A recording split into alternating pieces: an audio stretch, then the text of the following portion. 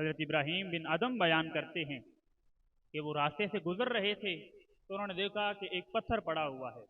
तो पत्थर के ऊपर लिखा हुआ था कि मुझे उलट कर पढ़ो, मुझे उलटो और पढ़ो कि मेरे ऊपर क्या लिखा हुआ है। तो जब उन्होंने उलट कर पढ़ा तो उस पर लिखा हुआ था अंता ला तालम बिमा तामल फकैफा तलबु मा लम तालम, कि जिसका तुझे इल्म है उस पर अमल नहीं करता, और जिसका तुझे इल्म नहीं वो मांगते हो कि वो अल्लाह मुझे अता कर दे।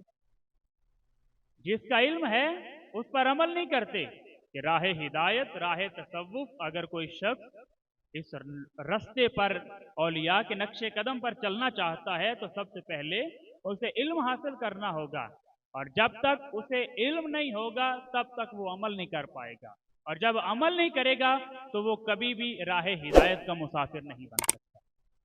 तो अगर राह हिदायत का मुसाफिर बनना है, सूफिया औलिया के नक्शे कदम पर चलना है, तो सबसे पहले जो बुनियादी चीज़ है वो इल्म है, इल्म हासिल किया जाए। हजरत हातिम असम बयान करते हैं कि जब चार चीज़ें मेरे ऊपर खुल गई तो मुझे समझ आ गई कि ये चार चीज़ें ही मेरी ज़िंदगी का मकसद है। वो चार चीज़ें क्या? उन्होंने कहा कि जब मेरे ऊपर ये आश्कार हो गई तो फिर मैंने फजूल मेहनत छोड़ दी, इर्द गिर्द की मसरूफियात को छोड़ दिया और अल्लाह की तरफ सफ़र पर काम कर दिया। वो चार चीज़ें कौन सी? उन्होंने कहा कि पहला, अल्लाह का मुझ पर हक है, अल्लाह का मुझ पर हक है और ये हक मेरे सिवा कोई और पूरा नहीं कर सकता।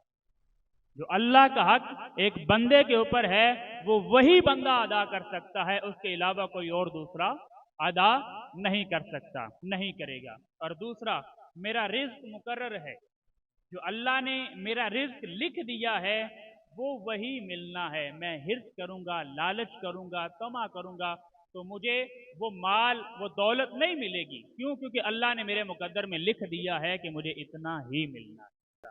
और तीसरी चीज़ तो वो फरमाते हैं कि मौत मेरे सर पर है, मौत मेरे सर पर मंडला रही है और मौत से बचना नामुमकिन है, मौत से बचना नामुमकिन है।